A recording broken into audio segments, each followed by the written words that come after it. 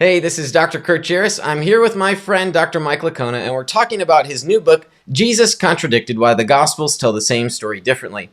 Mike, in one of the chapters of the book, you deal with what's called the synoptic problem, pertaining to the relationship between Matthew, Mark, and Luke. Why is the synoptic problem a relevant issue to why there are differences in the Gospels? Good question. So you'll have a number of believers, Christians, will say, well, we can look at the Gospels like, you commonly hear this. It's like people, the way they look at it, and four witnesses to a car accident, they're going to explain it differently. So just different eyewitness reports. Yeah.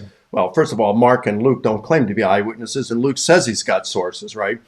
And so you've got three of these four Gospels, Matthew, Mark, and Luke. When you read, there's a lot of verbal similarities, verbatim sometimes. And there are reasons to think, scholars have numerous good reasons for thinking that the first three Gospels, there's a literary relationship with them. Even Augustine in the 4th century said that the Gospel authors knew of one another. They were familiar with one another. And they built upon each other. So, so most scholars today think that Mark was written first and that Matthew and Luke used Mark as their primary source and supplemented Mark with their own, either eyewitness testimony or whether they were, say Matthew was an eyewitness or whether Luke got it from other eyewitness sources and those who knew the eyewitnesses.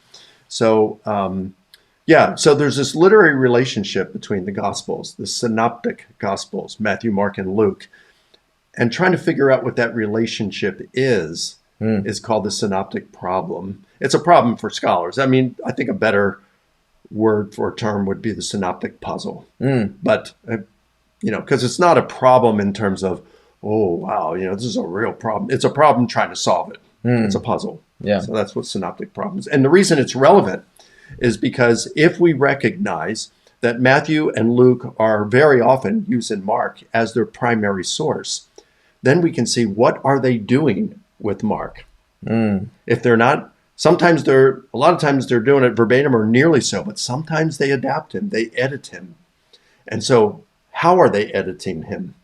That's what makes the synoptic problem relevant to resolving differences in the Gospels. Well, if you want to learn more about the synoptic problem or the synoptic puzzle and how it's related to differences in the Gospels, be sure to check out Mike's new book, Jesus Contradicted, published by Zondervan Academic. We've got the link in the description below.